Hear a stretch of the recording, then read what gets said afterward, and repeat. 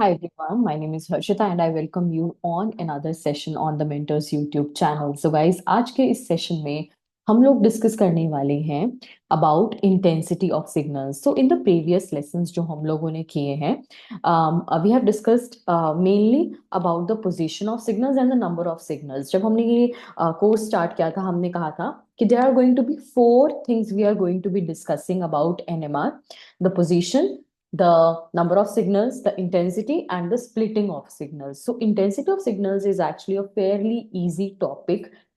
Intensity simply जो आपकी length होती है या इंटीग्रल की लेंथ होती है on Y axis. So basically अगर आप देख सकते हो तो यू ऑल नो कि अगर मुझे एरिया अंडर, सबसे पहले तो एक बेसिक कंसेप्ट है मैथ्स का, क्या कि एरिया अंडर कर्व अगर मुझे निकालना है तो मुझे उस कर्व का इंटीग्रल करना पड़ता है, राइट? वी ऑल नो कि जो एरिया अंडर द कर्व होता है, राइट, वी ऑल नो, ये मैथ्स से हमें पता है. 11th क्लास में जब इंटीग्रेशन हमें पहली बार पढ़ाई जाती है, वहां हम इसके बारे में पढ़ते हैं कि जो एरिया अंडर द कर्व होता है वो क्या होता है.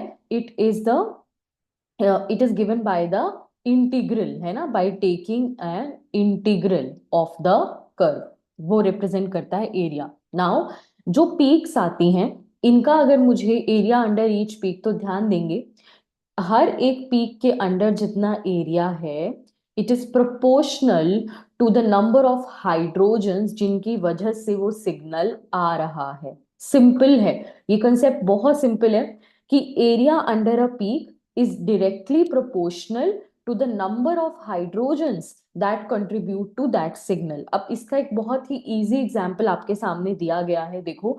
सो our compounds look something like this. हमारा जो कंपाउंड है वो कुछ ऐसा दिखता है. We are having CH3O, C, CH3, right? CH3 and CH3. Our compound looks like this. So अब आप देख सकते हो, so these three hydrogens ये equivalent हैं आपस में, तो इनका एक सिग्नल होगा. And these 9 hydrogens, let me call these hydrogens HA. ये जो 9 hydrogens हैं इनका सिग्नल इक्विवेलेंट होगा. सो दीज 9, ये जो 3 hydrogens हैं इनका एक सिग्नल होगा, right? Total number of signal कितने होंगे इस कंपाउंड्स के? टोटल नंबर ऑफ सिग्नल्स कितने होते हैं? The number of non equivalent hydrogens, है ना. यहाँ पे दो सेट्स हैं हाइड्रोजन्स के, दो दो सिग्नल्स, तो 3 hydrogens are contributing to one signal and these 9 hydrogens are contributing to the other signal, है ना. इनका अपना एक सिग्नल होगा, है ना. ठीक है, तो इसका मतलब अब जो एरिया अंडर द कर्व या जो इंटीग्रेशन होगा वो भी इसी रेशियो में होगा. देखो 3/9 अगर हम देखें तो एक सिग्नल को 3 हाइड्रोजन्स कॉन्ट्रीब्यूट कर रही है, दूसरा जो सिग्नल है वो 6 हाइड्रोजन्स की वजह से आ रहा है. दैट मीन्स इनका जो रेशियो होना चाहिए इंटेंसिटी का वो 1:3 होना चाहिए, राइट? ठीक है, तो 3/9 इज 1:3. और यहाँ देखो एग्जैक्टली ऐसा ही है. जरा ध्यान से देखो, ये वाला जो सिग्नल है इसका इंटीग्रल इज ऑक्यूपाइंग 2 स्पेसेस, वहीं इसका जो इंटीग्रल है, जिस जो 9 हाइड्रोजन है, इसका जो इंटीग्रल है इट इज ऑक्यूपाइंग 6 स्पेसेस. तो 2/6 इज 1/3 अगेन, राइट? ठीक है, तो प्रोपोर्शनैलिटी होती है, राइट? अगर 3 हाइड्रोजन एक सिग्नल दे रही हो, 9 हाइड्रोजन अगर सिग्नल दे रही हैं, तो इनका, तो this signal is produced by 3 hydrogen, right? This signal is produced by 9 hydrogens. So this should be 3 times more intense, है ना. 3 times more intense, और वो दिख भी रहा है. The integral of this signal is occupying 2 spaces. The integral of this signal is occupying 6 spaces. तो we can see that 3 times intensity हो गई, right? तो simple है यार, बहुत ही easy है, तो आप पढ़ सकते हो. So the integration will have a trace for the tert butyl. These are tert butyl hydrogens. ये जो 9 hydrogens है tert butyl group की है ना, तो tert butyl hydrogens है, right? That is 3 times as large as the trace for methyl hydrogen. से ये 3 टाइम्स होगा। और जो रिलेटिव एरिया होगा मिथाइल और टर्ड ब्यूटाइल हाइड्रोजन्स के लिए वो होगा 1:3, exactly in the number of hydrogens. तो जितनी ज्यादा हाइड्रोजन्स एक सिग्नल को प्रोड्यूस करती हैं उतना ही एरिया अंडर द पीक होता है, डायरेक्ट प्रोपोर्शनैलिटी है। इज इट क्लियर, समझ में आ रहा है? सिमिलरली आप यहाँ पर देखो, see this is another example. So you have two different kinds of hydrogens. One is, ये क्या है, एक alcohol, this is a carboxylic acid, है ना। तो ये 3 हाइड्रोजन्स एक सिग्नल प्रोड्यूस करेंगी। ये जो कार्बोक्सिलिक एसिड वाला हाइड्रोजन है, ऑफ कोर्स इसका जो सिग्नल आपको पता होगा, अब पोजीशन आपको अपने आप समझ में आ रही होगी। देखो 10 to 12 डेल्टा होता है, राइट। कार्बोक्सिलिक एसिड के लिए जो केमिकल शिफ्ट वैल्यू होती है वो 10 to 12 होती है। वहीं अगर इसकी मैं बात करती हूँ तो ये जो डेल्टा है, right, so just give me a second, this is, तो ये जो डेल्टा है ये 10 to 12 है। वहीं ये वाला जो डेल्टा होगा ये कितना होगा, it will lie somewhere between, so base value क्या होती है CH3 की 0.9, और C डबल बॉन्ड ओ इस तरह से अटैच्ड है टू 1, तो अप्रोक्सीमेटली यहाँ पर आ जाएगा 1.9। ठीक है, तो ये 1.9 पर हमें अप्रोक्सीमेटली या 2 के अराउंड सिग्नल मिलेगा। So this signal will be around 2, right. ये जो सिग्नल है ये हमें मिलेगा अराउंड 2 ppm। अग्रीड, मानते हो? ये जो सिग्नल हमें मिलेगा ये मिलेगा अराउंड 2 ppm। वहीं ये जो डेल्टा ये वाला जो मिलेगा ये 10 to 12, तो ये तो हम प्रीवियस क्लासेस में सीख चुके हैं, है ना। But this was about the position. Now number of signals कितने होंगे, 2 होंगे, because there are 2 different kinds of hydrogen. So 2 ही सिग्नल हमें दिख रहे हैं। अब बात करते हैं इनकी इंटेंसिटी की। This signal is being produced by 1 hydrogen, this signal is produced by 3 hydrogen. तो ऑब्वियसली इनका जो तो एरिया अंडर द कर्व या जो इंटीग्रल की लेंथ होगी, ये जो इंटीग्रल है ना, अगर मुझे अब इसके लिए निकालना है तो अब इस एरिया अंडर द कर्व को मैं कैसे निकालूंगी, I will be integrating this curve, है ना, और मैं इंटीग्रल की लेंथ फाइंड आउट करूंगी, आई बी फाइंडिंग द, तो अगर ये इंटीग्रल, तो दैट मीन्स कि डेफिनेटली ये 3 टाइम्स होनी चाहिए, because 3 hydrogen are producing this signal, 1 hydrogen is producing this signal, and this can be seen in the example also. ये जो कार्बोक्सिलिक एसिड का हाइड्रोजन है, इसके लिए जो लेंथ आ रही है वो है 0.75 सेंटीमीटर, वहीं इसके लिए जो लेंथ आ रही है वो है 2.25 सेंटीमीटर। अगर आप इसका रेशियो लोगे it will come out to be 1:3, जो कि आना भी चाहिए, बिकॉज दिस सिग्नल पॉइंट, ये जो कार्बोक्सिलिक एसिड वाला OH है इसका signal is produced by 1 hydrogen, this signal is being produced by 3 hydrogen, and that is the reason इनकी जो इंटेंसिटी है या जो लेंथ ऑफ इंटीग्रल है ऑन वाई एक्सिस वो भी प्रोपोर्शनल होगा। तो this concept is actually fairly simple, इसमें ना ज्यादा कुछ कॉम्प्लेक्स नहीं है, इंटेंसिटी बहुत ही सिंपल टॉपिक है। ठीक है, मैं आपको एक और अगर मैं एग्जांपल देती हूँ तो लेट्स सी। सो अब मैं एक और एग्जांपल देती हूँ। You are having CH3CH Cl and CH3, can you first of all tell me how many signals are going to be there in this particular compound? Pause the video and think about it. कितने number of signals होंगे यहाँ पे? सो देखो ये दोनों जो हैं they are equivalent, है ना। ये दोनों क्या है, इक्विवेलेंट है, राइट। तो दीज आर, तो अगर मैं इसको ए बोल रही हूँ, ए बी ए, तो ये जो 6 हाइड्रोजन्स हैं इनका अपना एक सिग्नल होगा। These 6 hydrogens will have their own signal, and this hydrogen या Ha और ये जो Hb हैं, this is 1 hydrogen, so this will have its own signal. तो this time the intensity will be in the ratio 1:6। तो अगर इसका integral is 1, ठीक है, अगर Hb के लिए if it is 1, right, Hc के लिए it's going to be 6। Is it clear? ठीक है, तो 6 टाइम्स इंटेंसिटी होगी फॉर दिस सिग्नल, इस सिग्नल की इंटेंसिटी जो, सॉरी, Ha जो है इट विल बी 6 टाइम्स। तो सिंपल फंडा है, जितने हाइड्रोजन्स की वजह से वो सिग्नल आ रहा है उतनी ही ज्यादा इंटेंसिटी, इसमें कोई रॉकेट साइंस नहीं है, this is a fairly simple kind of a concept. ठीक है, तो यहाँ पर हमारा पॉइंट होता है इंटेंसिटी का कंप्लीट। अब हमें नेक्स्ट जो पॉइंट पढ़ना है वो बहुत इंपॉर्टेंट है, और वो है splitting of signal, very very important. ठीक है, it's a very highly important concept. अब हमें नेक्स्ट जो पढ़ना है वो पढ़ना है स्प्लिटिंग ऑफ सिग्नल के बारे में। तो देखो स्प्लिटिंग ऑफ सिग्नल जो है उसी को ही हम कहते हैं multiplicity. Okay, that is also called as multiplicity of a signal. तो देखो हमने क्या बात की थी, तो अगर मैं एक रफ बिल्कुल आपके सामने एक डायग्राम बनाती हूँ, तो this is my rough diagram. देखो कहाँ पर ये एक्स एक्सिस पर, ये कहाँ पर है, डेल्टा जीरो के रिस्पेक्ट में, वो हमें पता चलता है केमिकल शिफ्ट वैल्यू से, वो होती है पोजीशन ऑफ सिग्नल, राइट। तो position we have already discuss, जो केमिकल शिफ्ट वैल्यू है वही पोजीशन ऑफ सिग्नल है। नेक्स्ट होती है कितने सिग्नल्स आ रहे हैं, कितने डिफरेंट टाइप्स की हाइड्रोजन्स प्रेजेंट है, उस पे डिपेंड करता है। तो नंबर ऑफ सिग्नल्स वी हैव ऑलरेडी डिस्कस्ड। इंटेंसिटी वाई एक्सिस पर कितना, क्या इंटेंसिटी है ना, वाई एक्सिस पर क्या लेंथ है या फिर इंटेंसिटी, वो सिंपली डिपेंड करता है कि कितने नंबर ऑफ हाइड्रोजन्स की वजह से वो सिग्नल आ रहा है। The next important part is the splitting of signal, या जिसे हम बोलते हैं the multiplicity of a signal, very very important. और अगर आपने जब ये सीख लिया, उसके बाद हम लोग स्ट्रक्चर जो है कंपाउंड का on the basis of NMR बता सकते हैं, ठीक है। तो आप बहुत बार देखोगे रियल लाइफ में एनएमआर में, हमने अभी सिग्नल्स कुछ ऐसे बनाए थे, बट रियलिटी में सिग्नल्स ऐसे नहीं होते हैं। रियलिटी में एक्चुअली सिग्नल जो होता है वो स्प्लिट हुआ रहता है। क्या होता है, वो स्प्लिट हुआ रहता है। रियल में लाइफ में जब आप सिग्नल देखोगे, या आपको इस टाइप के सिग्नल मिलेंगे, या फिर आपको जो है वो इस टाइप के सिग्नल, बेसिकली एक सिंगल पीक बहुत कम मिलती है। Most of the times the signal is split. Signal और पीक को मैं इंटरचेंजेबली यहाँ पे यूज करूंगी। सो मोस्टली क्या होता है, जो सिग्नल जो होता है या जो पीक होती है वो स्प्लिट हो रखी होती है इनटू मल्टीपल पीक्स, ओके, ठीक है, इनटू मल्टीपल पीक्स। अब हमें ये समझना है कि ये क्यों होता है, और अगर ये हो रहा है तो एक सिग्नल कितनी पीक्स में फर्दर स्प्लिट होगा, the signal will get split in how many further peaks, okay. तो सिग्नल जो है कितनी स्प्लिट, कितनी पीक्स में वो स्प्लिट होगा, वो हमें देखना है, ठीक है। तो अब यहाँ देखेंगे, तो सबसे पहले सिंपल, पहले समझते हैं मल्टीप्लिसिटी होती क्या है।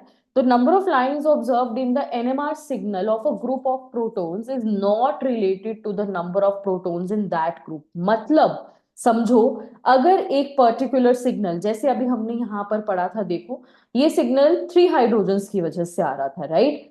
अब ये 3 हाइड्रोजन्स की वजह से आ रहा है, बट अगर ये स्प्लिट हुआ है तो इसमें इन 3 खुद हाइड्रोजन्स का कोई रोल नहीं है। मतलब जो स्प्लिटिंग होती है, सबसे पहला कंसेप्ट हमें यही ध्यान रखना है कि जितने नंबर ऑफ हाइड्रोजन्स उस सिग्नल को प्रोड्यूस कर रहे हैं उससे रिलेटेड नहीं होती। स्प्लिटिंग जो होती है, या मल्टीप्लिसिटी, मल्टीपल लाइंस जो हो गई हैं, एक मल्टीप्लिसिटी सिंपल समझते हो ना, कि एक लाइन कितने में स्प्लिट हुई है, एक सिग्नल कितने में स्प्लिट हुआ है, ये किस पे डिपेंड करता है, ये नेबरिंग ग्रुप्स पे डिपेंड करता है। इसको आप कैसे याद रख सकते हो, घर में जो लड़ाई होती है ना, वो जनरली आसपास के लोग ही करवाते हैं, है ना। अगर किसी के घर में कोई झगड़ा हो रहा है, कोई लड़ाई हो रही है, तो it's mostly the neighbours, right. It's mostly the neighbours who are responsible. वो कहते हैं कि वो आग लगाते हैं एक तरह से, राइट, आपकी लाइफ में। तो बिल्कुल उसी तरह से ही यहाँ पे ऐसे ध्यान रख सकते हो आप, कि बिल्कुल उसी तरह से ही मल्टीप्लिसिटी होती है, कि जो स्प्लिट होता है, जो सिग्नल स्प्लिट हो रहा है, जो अगर अलग अलग हो रहा है, झगड़ा हो रहा है सिग्नल के अंदर और वो अलग अलग हो रहा है, वो अपने जो हाइड्रोजन्स होते हैं, ये CH3, मान लो CH3 की वजह से ये सिग्नल आना था, ठीक है।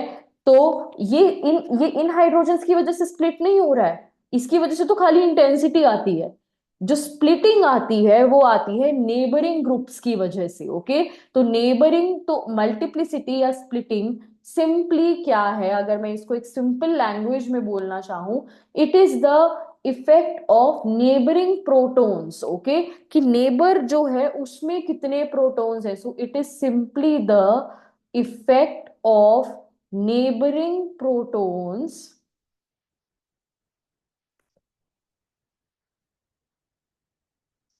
ठीक है। ये इफेक्ट है किसका, जो पड़ोस में जो प्रोटॉन्स है उनका इफेक्ट है, ठीक है। This is the effect of neighbouring protons. जो नेबरिंग प्रोटॉन्स है वो क्या इफेक्ट लेकर आ रहे हैं, ये है। समझ में आ रहा है सभी को? I hope it is clear to everyone.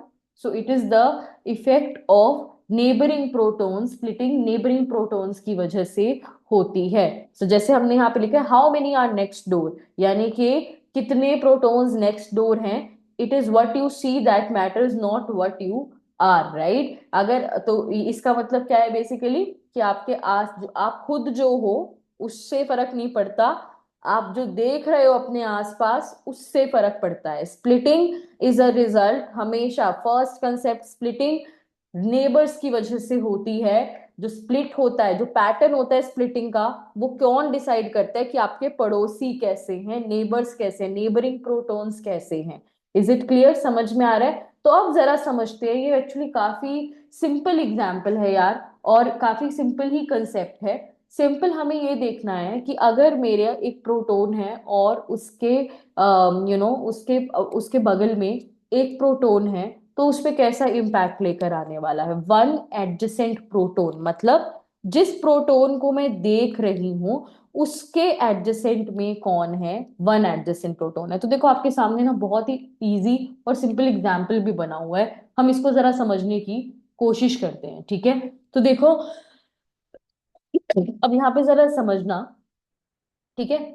जो एच बी है वो मेरा रेफरेंस प्रोटोन है, मतलब मैं एच बी पर इम्पैक्ट देख रही हूं एच ए का। So I am seeing the impact of H A on H B. ध्यान देंगे, I am seeing the impact of H A on H B. समझ में आ रहा है, ठीक है।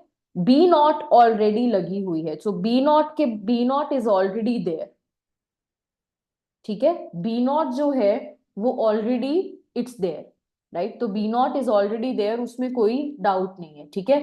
अब जरा देखो बच्चे, ध्यान से हम इसको समझेंगे। हमने देखना है कि एच बी की फील्ड पर एच ए का क्या इम्पैक्ट हो रहा है, सॉरी, एच ए का क्या इम्पैक्ट हो रहा है एच बी पर, ठीक है। So H B can feel the alignment of the adjacent proton. Adjacent proton किस डायरेक्शन में अलाइंड है, उसकी खुद की फील्ड क्या है, ठीक है। उस पे डिपेंड करेगा एच एच ए कैसे, एच बी कैसे स्प्लिट हो रहा है, ठीक है। अब एच बी जो है जरा ध्यान देंगे यहाँ पे। अगर एच ए की जो फील्ड है, मैं एच ए की फील्ड को बी ए से डिनोट कर रही हूँ, ठीक है।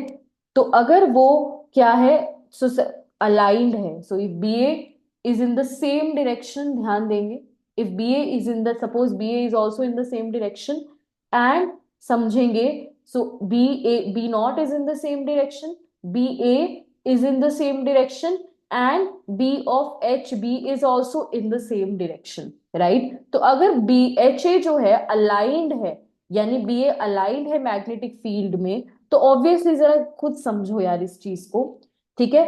अगर प्रोट एच ए अलाइंड का मतलब उसकी फील्ड अलाइन होना।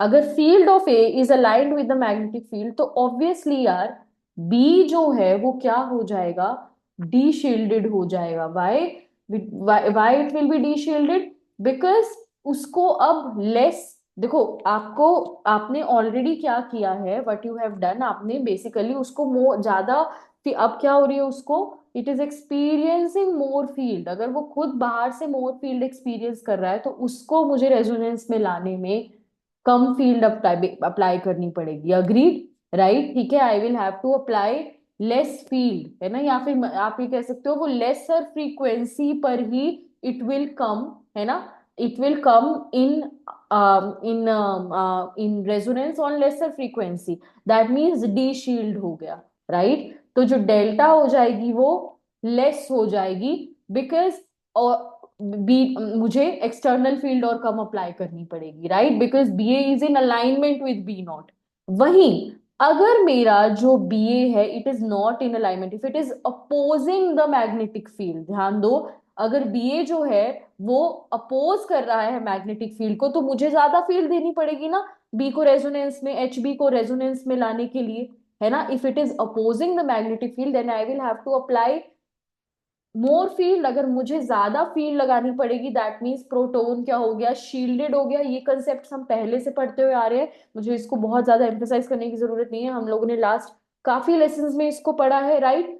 ऐसा भी हो सकता है, देखो, अब देखो बी नॉट इसी डायरेक्शन में, अब ऐसा भी हो सकता है ना, जस्ट सी दिस केस, कि बी ए ओपोज कर रही हो यहाँ पे, ठीक है। तो एक्चुअल में ये दो ही पॉसिबिलिटीज हैं, या तो बी ए आपको अपोज कर सकती है, ध्यान दो, या फिर वो, एक्चुअल में ये दो ही पॉसिबिलिटीज हैं, right. Either B A can oppose the applied magnetic field, ध्यान दो, अप्लाइड मैग्नेटिक फील्ड को सॉरी सपोर्ट कर सकती है, अगर सपोर्ट करेगी तो मुझे कम लगानी पड़ेगी फील्ड, मतलब कम फील्ड में ही रेजोनेंस में आ जाएगा, that means delta would be less, यानी डी शील्ड हो जाएगा। अगर अपोज कर रही है, अगर बी ए की जो फील्ड है वो एच ए की जो फील्ड है वो अपोज कर रही है, in that case I will have to apply more field, that means the proton is going to be shielded, right? Hb will be, so if it is supporting, right, if ha, if the field of ha is aligned with the external magnetic field, this hb will be de-shielded, है ना, जितनी D shielding बढ़ती है delta उस तरह ही क्या होता है आपका, सॉरी डेल्टा इंक्रीज होता है, सो सॉरी, अगर डी शील्डिंग बढ़ती है तो डेल्टा एक्चुअली इंक्रीजेस, डेल्टा बढ़ता है, और अगर आपका प्रोटॉन शील्डेड होता है तो हम टीएमएस की तरफ जाते हैं, राइट, डेल्टा डिक्रीजेस, इसको जरा ठीक कर लेना, delta will decrease, I will have to apply higher field, delta will delta will decrease, right, मुझे फील्ड ज्यादा अप्लाई करनी पड़ेगी, अगर मैं ज्यादा फील्ड अप्लाई कर रही हूँ that means delta will decrease. ये सारे कंसेप्ट माइंड में फ्रेश है ना? अगर नहीं है तो प्रीवियस एक बार लेसन देख सकते हो, जब भी मुझे ज्यादा फील्ड अप्लाई करनी पड़ती है, where ever I have to, that means proton shielded है, शील्डेड प्रोटोन्स के लिए ज्यादा फील्ड अप्लाई करनी पड़ती है, ज्यादा फील्ड अप्लाई करने का मतलब है केमिकल शिफ्ट जो है वो कम, अगर फील्ड ज्यादा अप्लाई हो रही है केमिकल शिफ्ट कम, अगर फील्ड एक्सटर्नल फील्ड कम अप्लाई करनी पड़ रही है दैट मीन्स केमिकल शिफ्ट जो है वो ज्यादा है, प्रोटॉन डी शील्डेड है ना, तो दैट मीन्स हुआ क्या, ठीक है, दोनों पॉसिबिलिटीज हो सकती हैं। अब ये अगर एक सैंपल में मैं बात करूं एक पर्टिकुलर टाइम पर, both the alignments are equally present, दोनों ही पॉसिबिलिटीज हैं, बी ए सपोर्ट भी कर सकता है, बी ए ओपोज भी कर सकता है, दैट मीन्स कि वन इज, दैट मीन्स कि सिग्नल जो है वो स्प्लिट हो जाएगा in the intensity of 1:1।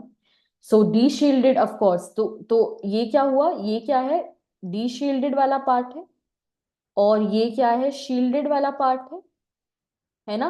So when ever, जरा ध्यान देखो दो, जब एच ए री इन्फोर्स कर रहा है फील्ड को, री इन्फोर्स यानी सपोर्ट कर रहा है, तो डी शील्डिंग हो रही है, डेल्टा बढ़ रहा है, if the chemical shift of Ha is, if Ha is opposing the field, देखो दोबारा से, the proton Hb gets shielded and delta decreases, तो जो भी सिग्नल होगा Hb, दोनों दोनों Hb इक्विवेलेंट है, इनका पहले एक सिग्नल था, जो भी इक्विवेलेंट, ध्यान से सुनो, Hb का एक सिग्नल था क्योंकि दोनों इक्विवेलेंट है, इनका एक जगह सिग्नल आना था, ये सिग्नल जो है ये किसने स्प्लिट कर दिया, नेबर ने, कैसे, 1:1 रेशियो में, क्यों, बिकॉज एक पर्टिकुलर टाइम पे ये दोनों अलाइनमेंट्स प्रेजेंट हो सकती हैं, there can be, suppose there are 100 H A 100 molecules हैं, 100 मॉलिक्यूल्स में probabilistically 50% of the molecules support कर सकते हैं एक्सटर्नल फील्ड को, जब वो सपोर्ट करेंगे तो सिग्नल डी शील्ड होगा,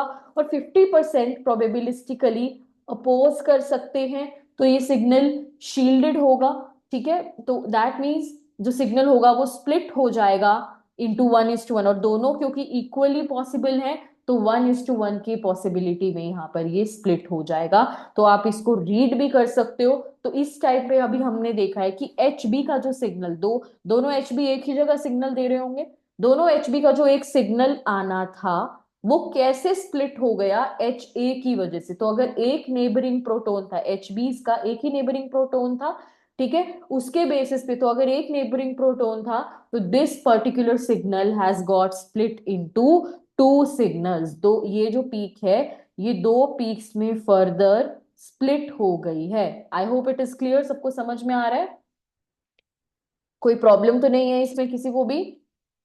आई hope that there is no problem here, कोई प्रॉब्लम तो नहीं है। सो बीई जो एच ए की फील्ड है वो इसे अपोज भी कर सकती है, एच ए की जो फील्ड है वो जो अप्लाइड मैग्नेटिक फील्ड है उसे क्या कर सकती है, it can also, it can support और it can oppose the external magnetic field, तो here we are talking about the field of H A, जो प्रोटॉन्स की अपनी फील्ड है।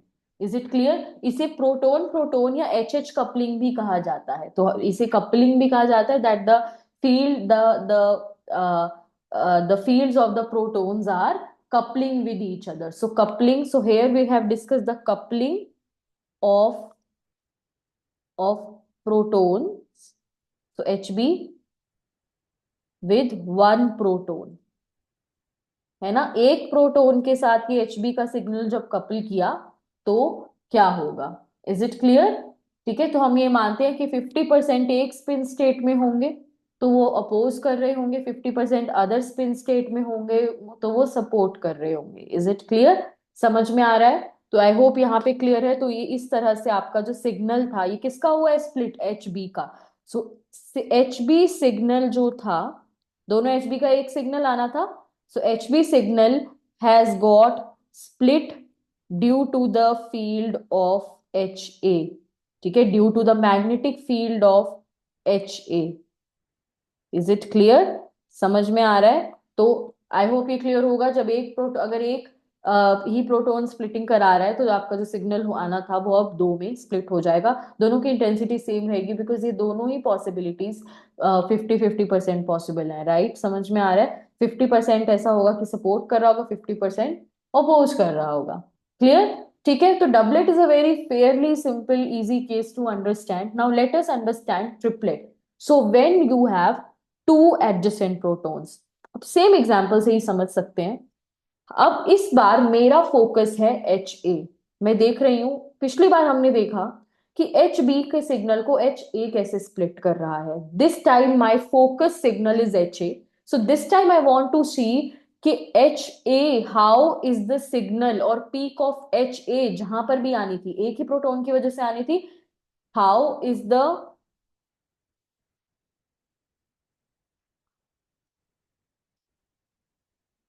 सिग्नल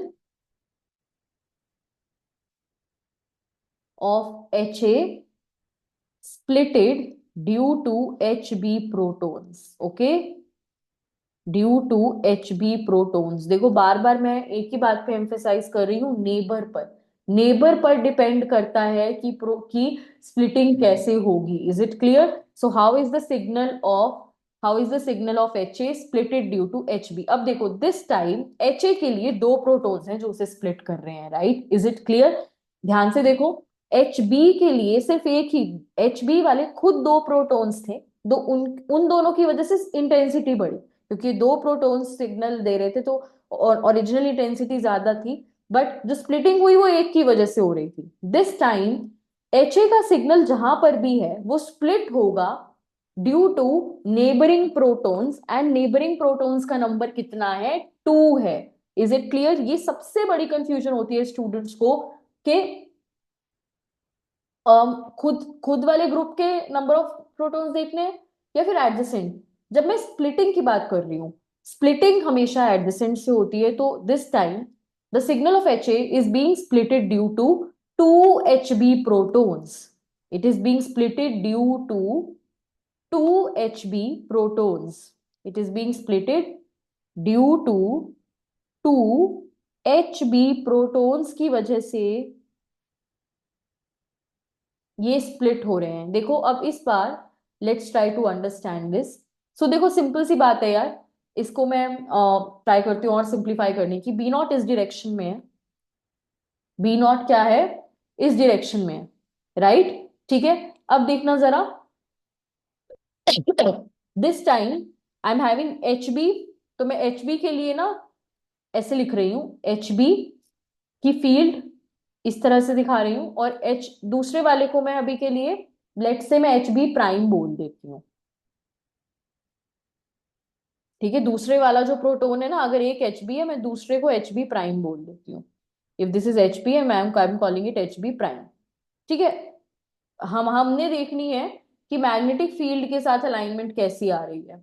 आर फोकस इज कि मैग्नेटिक फील्ड के साथ alignment कैसी आ रही है। Is it clear? अब देखो इस बार Hb और Hb प्राइम, सपोज दोनों ही एक्सटर्नल फील्ड को सपोर्ट कर रहे हैं, तो ऑब्वियसली जो Ha होगा उसको मुझे कम फील्ड देनी पड़ेगी। That means it will get D shielded, delta will become less. Is it clear? समझ में आ रहा है?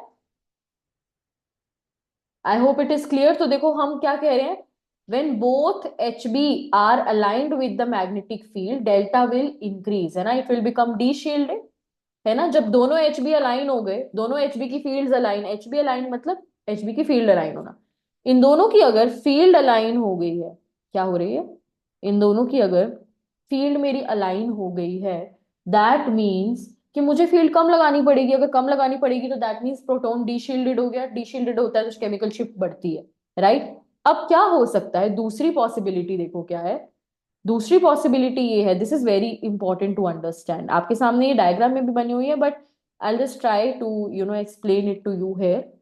तो बी नॉट इस डायरेक्शन में है, बी नॉट इस डायरेक्शन में है। मैं अभी एच ए नहीं बना रही बिकॉज एच ए अभी जो एच ए, ये जो है, यानी जो ए की फील्ड है ऑब्वियसली वो ए की डायरेक्शन में है, ठीक है। तो यहाँ पे हम बात करें नेबर्स की, तो आप बना भी सकते हो एच ए को, बट वो ए की डायरेक्शन में है, वो कोई इम्पैक्ट नहीं लेकर आ रही है, ठीक है। अब जरा देखो यहाँ पे, ये दोनों ये एक ही डायरेक्शन थी ना, हम अब सपोर्ट और अपोज किसका देख रहे हैं, नेबर का। तो आप सपोर्ट देख रहे हैं एच बी का, सपोज ऐसा भी हो सकता है कि एच बी अपोज कर सपोर्ट कर रही हो, एच बी प्राइम दूसरे वाले अपोज कर रहे हो। इन दैट केस क्या होगा, डेल्टा सेम रहेगी, क्योंकि अगर एक सपोर्ट कर रहा है एक अपोज कर रहा है तो जो नलीफाई हो जाएगा इफेक्ट, है ना। बिल्कुल ऐसे ही ये भी हो सकता है कि एक एच बी जो है, मतलब इस बार H B, suppose this is H B, ये हो रहा हो, ये भी पॉसिबल है ना। दिस इज इक्वली पॉसिबल ना, कि जो दूसरे वाला प्रोटोन है एच बी प्राइम, ठीक है, एच बी प्राइम जो है वो क्या कर रहा है, सपोर्ट कर रहा है, और this is H B prime, okay. H B prime मैंने बस इसलिए बोल दिया है जस्ट टू हैव एन, वैसे दोनों आपस में इक्विवेलेंट है, लेकिन है तो दो अलग प्रोटॉन्स ना। पॉइंट इज दिस, दो अलग प्रोटॉन्स है, अपनी अपनी इनकी फील्ड होगी, राइट। जब ये मैग्नेटिक फील्ड के साथ इंटरेक्ट कर रहे हैं तो इसकी फील्ड अपनी होगी, इसकी अपनी होगी, इसलिए इनको अलग अलग लिखना जरूरी है, ठीक है। तो नेबर्स दो हैं। तो यहाँ पे, डेल्टा सेम रह गया, क्योंकि एक प्रोटोन की फील्ड अगर सपोर्ट करिए दूसरे की अपोज करिए तो ओवरऑल इंपैक्ट नलीफाई हो जाएगा। और वहीं ऐसा भी हो सकता है कि दोनों ही अपोज कर दें, ये भी पॉसिबिलिटी है। अब ऐसा भी हो सकता है कि बी नॉट, या ऑब्वियस एक ही डायरेक्शन में लगी रहेगी, एच बी भी अपोज करे,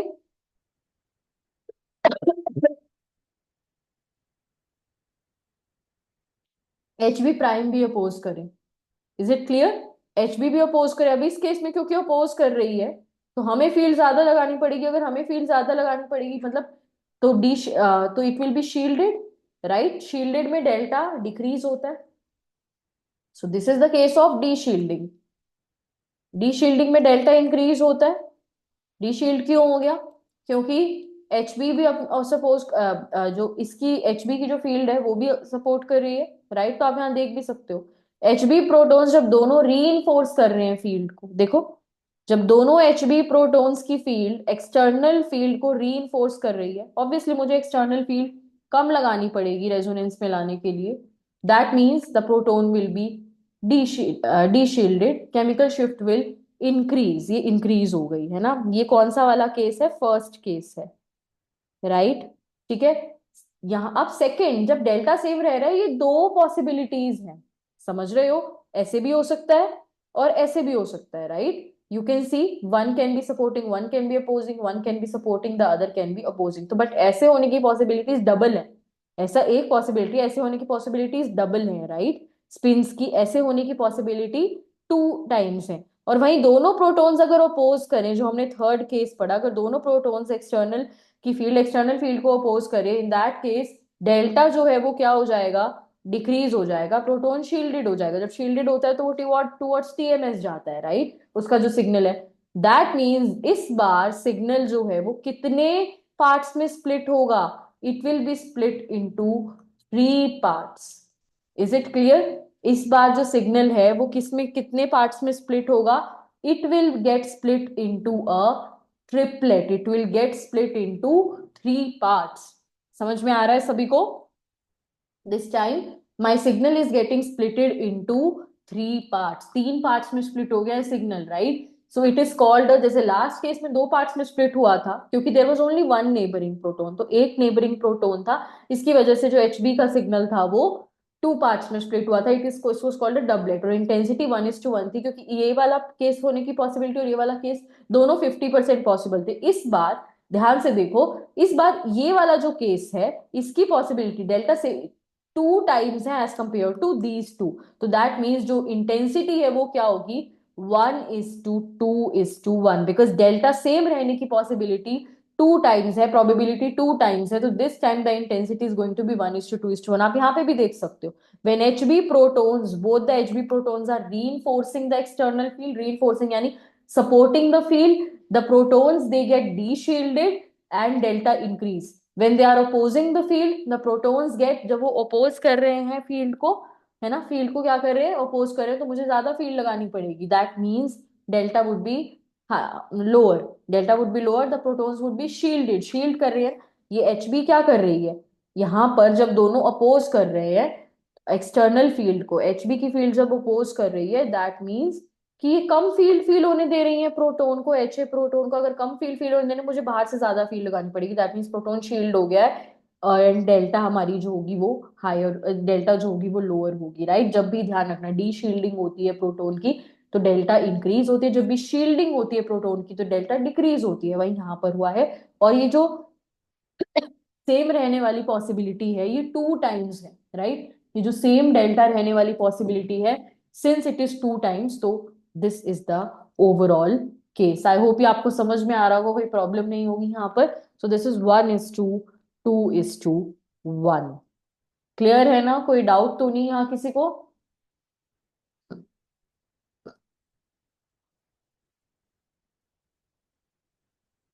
ओके, तो आप यहाँ देख सकते हो, पढ़ सकते हो, it is more likely that one H B will be aligned with the field and other H B, इसकी पॉसिबिलिटी 2 टाइम्स है, हमने यहाँ देखी भी। So one H B is aligned, other would be oppose, ये मोर, तो ये effect cancel, the signal in this case would be its normal position, जहां वो होना चाहिए था वहीं रहेगा, क्योंकि एक को दूसरे का इम्पैक्ट कैंसिल कर रहा है, right. And the signal is split in 3।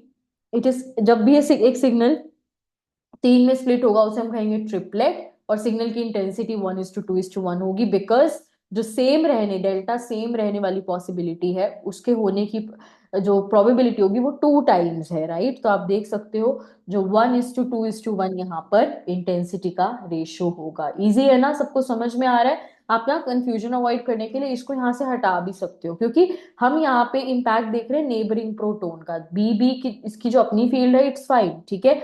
हम यहाँ पे नेबरिंग प्रोटोन का, तो आप यहाँ से इसको हटा भी सकते हो, just to not get confuse. Simple है, बी नॉट को जब अपोज कर रही है, बी नॉट को जब बी ए सपोर्ट कर रही है, तो डिपेंड, तो बी बी, तो आप यहाँ से एक्चुअली ना बी को हटा भी सकते हो, वो अननेसेसरी कंफ्यूजन क्रिएट करेगा आपके लिए, ठीक है। You can just remove this one, ठीक है। तो जब अपोज कर रही है, जब यहाँ पे सपोर्ट कर रही होगी, इन दैट केस जो एच बी प्रोटोन्स हैं, they will experience, HB protons will be D shielded, है ना, जब सपोर्ट कर रही होगी, है ना। तो हाँ, क्योंकि हमें एचबी को रेजोनेंस में लाने के लिए अभी कम फील्ड देनी पड़ेगी, basically we will have to apply less field, that means deshielded, down field हो जाएगा, है ना। और ये क्या है, शील्डेड हो जाएगा, अप फील्ड हो जाएगा। यहाँ से आप ना बी को हटा ही लो, ज्यादा इजी रहेगा, क्योंकि आपको फिर ये सिंक्रोनाइज हो जाएगा। यहाँ पर 2 प्रोटॉन्स है नेबर, यहाँ पे एक प्रोटोन है नेबर एच ए, तो हम उसकी फील्ड के अलाइनमेंट देख रहे हैं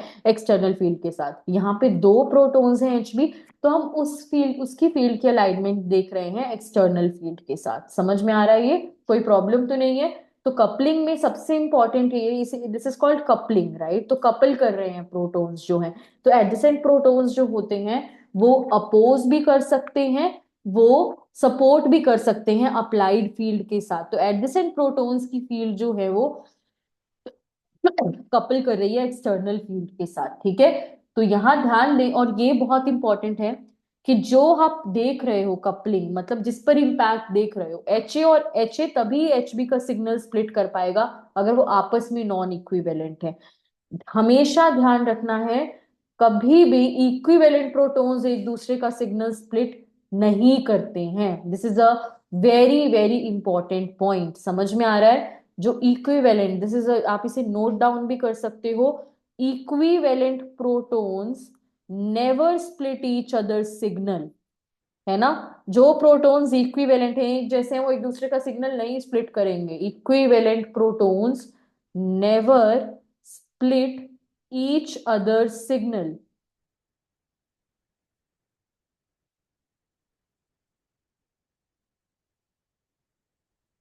इक्विवेलेंट प्रोटॉन्स एक दूसरे का सिग्नल कभी भी स्प्लिट नहीं करते हैं। हमेशा स्प्लिटिंग कौन करता है? Non equivalent protons. Non equivalent protons जो होते हैं, they split each others signal.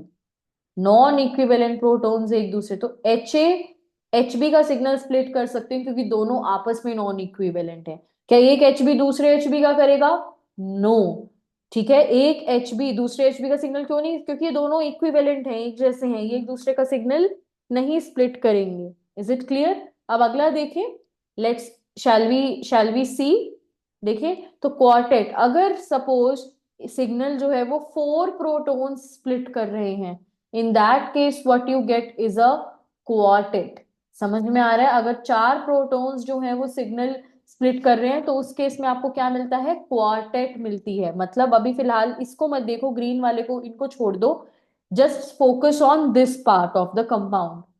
ये इसको अब obviously, so let me make it like this, आपको और बेटर समझ में आएगा। So this looks something like this, CH2 and CH3। जरा समझेंगे यार इसको, इट्स वेरी वेरी इंपॉर्टेंट। देखो अभी के लिए ना मैं इन हाइड्रोजन्स को छोड़ दो क्योंकि इनकी कहानी थोड़ी सी अलग है। ठीक है, ये हाइड्रोजन्स को अभी छोड़ दो। Right now just focus on these. मैं इसको HA कह रही हूँ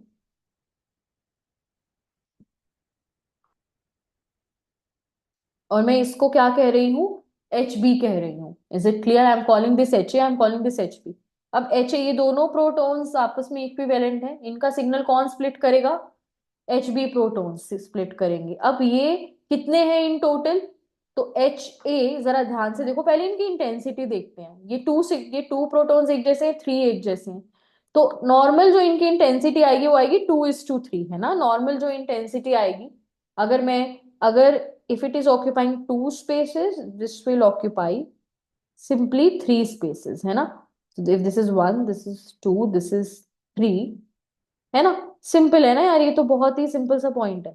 तो अगर ये 2 है वाई एक्सिस पे, तो ये 3 होगा। That's all, that's all. ठीक है, तो यही होगा, बेसिक है ये, जब स्प्लिटिंग हम नहीं कंसीडर करें। अब ये जो सिग्नल है ये स्प्लिट होगा किसकी वजह से? नेबर्स की वजह से।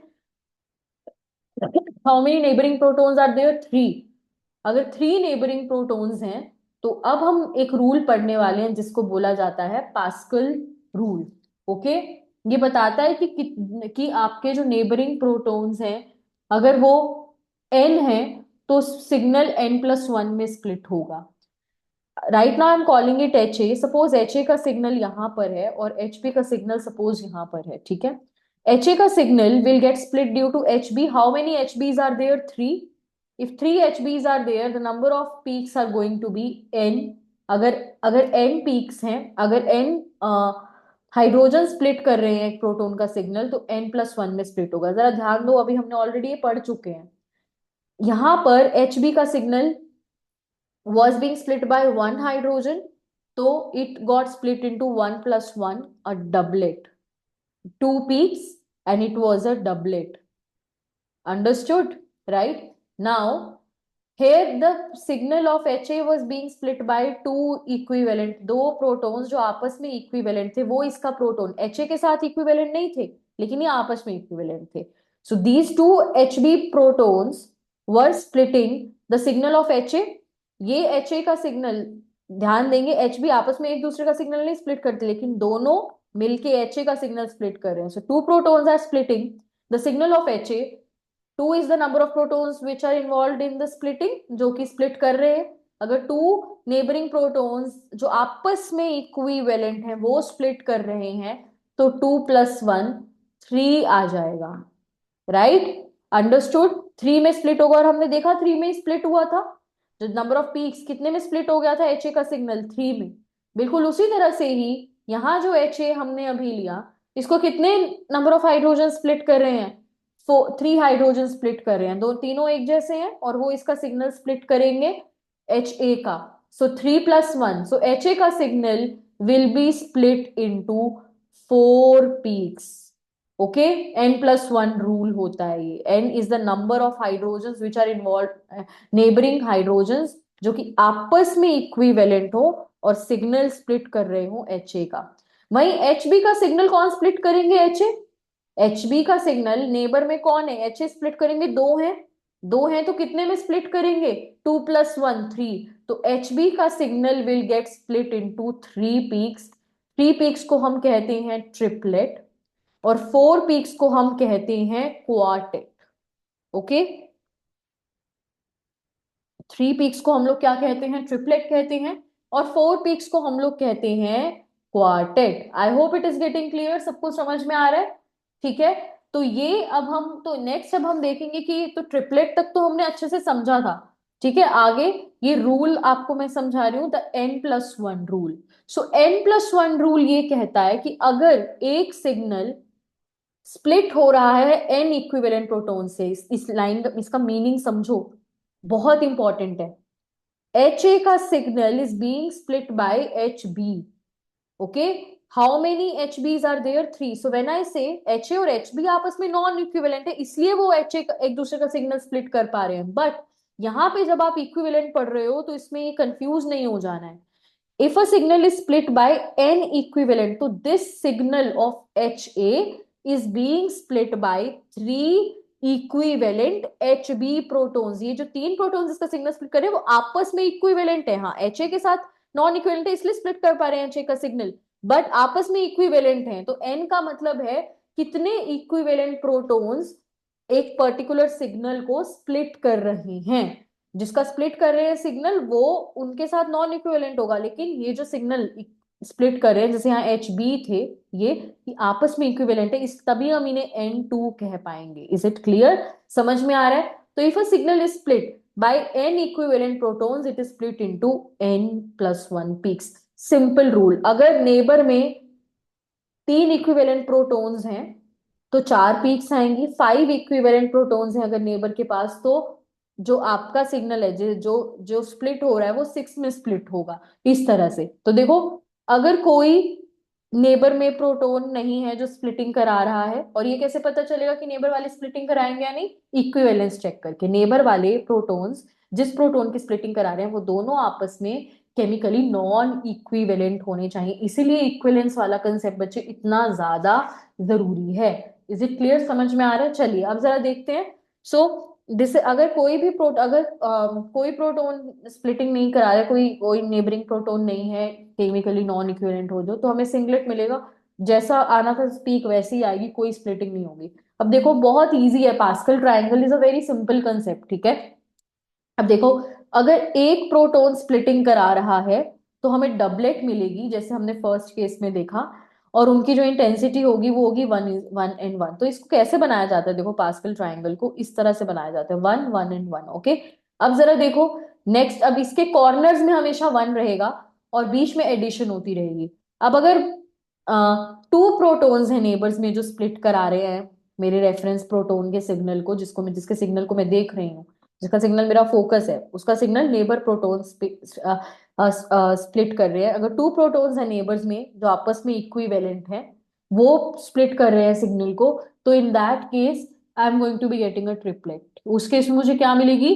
ट्रिपलेट मिलेगी। तो 1 और 1 में अगेन कॉर्नर्स में लिख दूंगी, और 1 और 1 का सम कितना होता है? 2। तो बिल्कुल 1:2:1 हमने देखा था ना। इंटेंसिटी कैसे बताई जाती है? पास्कल ट्रायंगल से बताई जाती है, एरिया रेशियो जो है। ठीक है, अगर 3 सिग्नल स्प्लिट कर रहे हैं, अगर 3 प्रोटॉन्स हैं नेबर में जो सिग्नल को स्प्लिट कर रहे हैं, तो हमें मिलेगी क्वार्टेट। उस केस में क्या मिलेगी? क्वार्टेट। कैसे निकालेंगे इंटेंसिटी? 1+2 क्या होता है? 3, और 1+2 क्या होता है? 3। समझ में आ रहा है? ये 1+2 3, 1+2 3, बस इस तरह से आपको पास्कल ट्रायंगल बनाना आना चाहिए। तो ये रट्टा मारने की जरूरत नहीं है, 1 मिनट में ट्रायंगल आप लिख सकते हो और ये इंटेंसिटीज आपको आ जाएंगी। अगर 4 प्रोटॉन्स है नेबर में जो स्प्लिटिंग करा रहे हैं, इन that case number of peaks कितनी आएंगी? 5। It is called a quintet. It is called a quintet. Intensity कैसे बताऊंगी? 1 and 1 और अगेन ऑन कॉर्नर्स 1 और 3 4, 3 and 3 is 6, 3 and 1 is 4। So 1 4 6 4 1, easy है पास्कल ट्राइंगल, बिल्कुल राइट। ठीक है, तो याद भी करने की जरूरत नहीं, इन इंटेंसिटीज के रेशियो को आप फटाफट ही पास्कल ट्राइंगल लिख लोगे और आप इंटेंसिटीज का रेशियो बता सकते हो। अगर 5 प्रोटॉन्स है नेबर्स में सारे एक जैसे, जो कि स्प्लिट कर रहे हैं मेरे सिग्नल को, तो इस केस में आई will B getting a sextet. Okay, and कैसे इसको वो करेंगे, 1 and 1 again on the corners. मेरे पास यहाँ जगह नहीं है, बट आई थिंक आपको समझ में आ रहा होगा। 1 + 4 5, 6 + 4 इज 10, 6 + 4 इज 10, 4 + 1 इज 5। तो the intensity of these 6 peaks, तो टोटल 6 पीक्स आएंगी ना, उनकी डेंसिटीज का रेशियो कैसे दिया जाएगा, 1:5:10:10:5:1, इस तरह से, राइट। अगर प्रोटॉन्स नेबर में 6 हैं और वो स्प्लिटिंग करा रहे हैं, तो स्प्लिट हो जाएगी जो पीक, जो जो जिसकी जिस प्रोटॉन की सिग्नल स्प्लिट हो रहा है, it will be split into 7 peaks, it will be called a septate.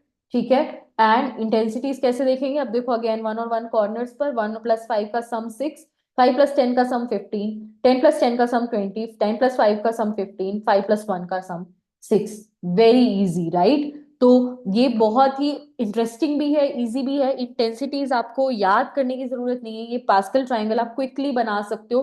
कैसे बनता है, इसके कॉर्नर्स में हमेशा 1 रहता है और आप नंबर्स की एडिशन करते जाते हो। सो इफ माई सो यहाँ पे क्या था, क्वार्टेट था ना। सो दिस सिग्नल वाज, तो एच ए, ये जो एच ए का सिग्नल था, इसके नेबर में कितने थे, ये 3 थे। 3 सिग्नल, 3 प्रोटॉन्स अगर इसके सिग्नल को स्प्लिट कर रहे थे, तो नंबर ऑफ पीक्स कितनी आनी चाहिए, 3 + 1 4।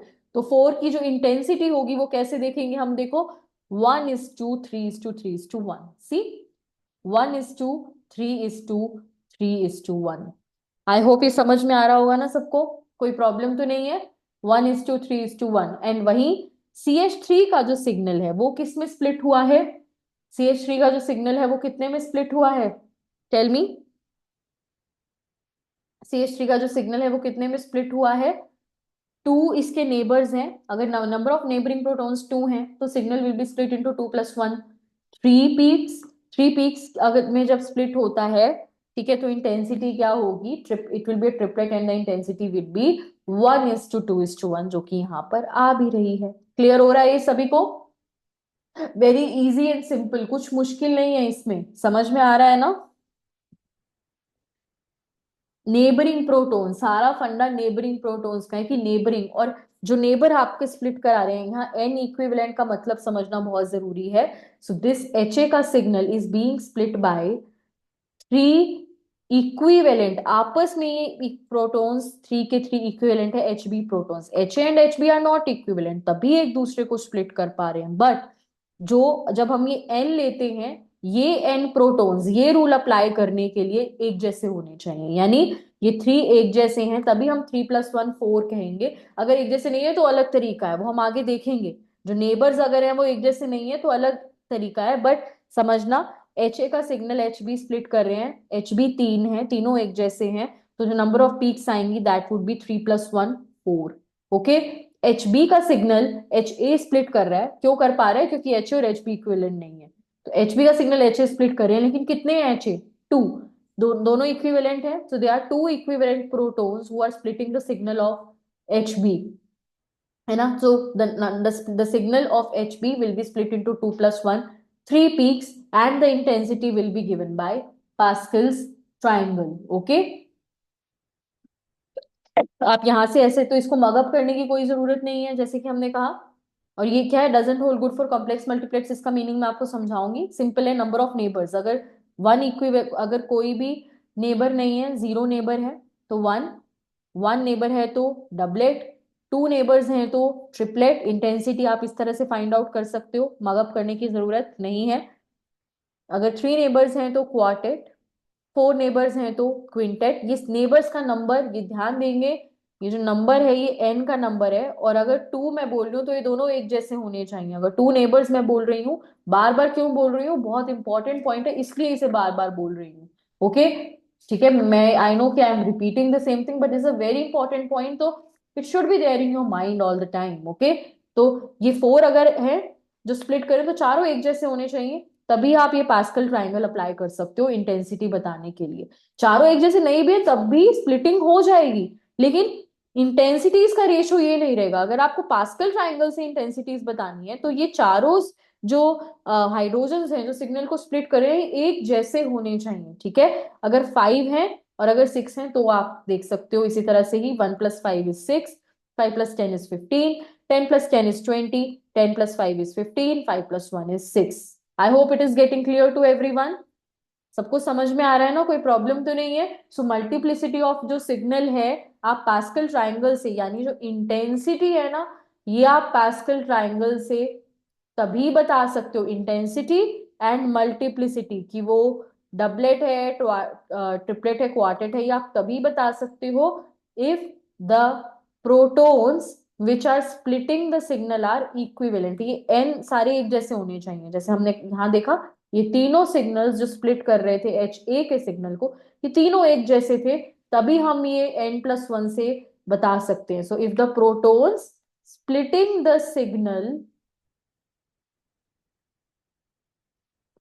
are, ठीक है, जो स्प्लिट कर रहे हैं are chemically equivalent amongst themselves, वो आपस में केमिकली, तभी आप उनके एन को इकट्ठा ले सकते हो, are chemically equivalent amongst themselves.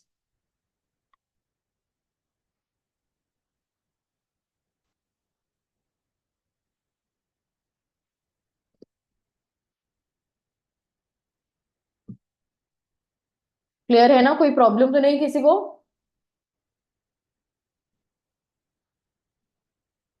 Perfect. I hope it is clear to everyone. सबको समझ में आ रहा है?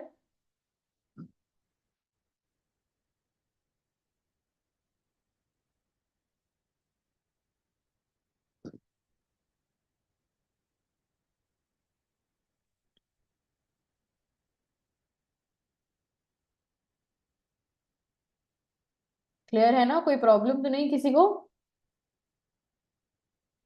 Perfect, very good. So I think with this we are done with this session. तो हमने इस सेशन में ना स्प्लिटिंग के बेसिक्स पढ़े, ऑलमोस्ट जो मेन चीजें हमने सारी कवर कर ली। अभी हमने ये कवर नहीं किया कि अगर नेबरिंग प्रोटॉन्स जो है, अभी तक हमने वो कहा कि जो नेबर्स हैं उन सबका केमिकल एनवायरनमेंट सेम है, नेबरिंग प्रोटॉन्स केमिकली इक्विवेलेंट है।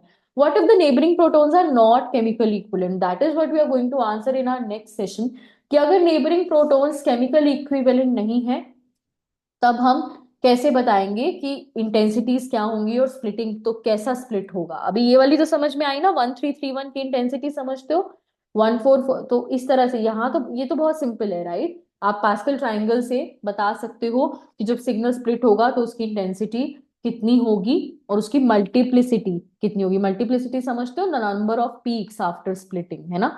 Multiplicity simply the number of peaks after splitting. तो अगर दो प्रोटॉन्स हैं नेबर में जो स्प्लिट कर रहे हैं, तो मल्टीप्लिसिटी n+1 होती है, 3 हो जाएगी। और ये इंटेंसिटीज हैं, और जो इंटेंसिटी होगी सिग्नल की होंगी 1:2:1 के रेशियो में। Okay, so this is the multiplicity, the number of peaks which you get after splitting is multiplicity.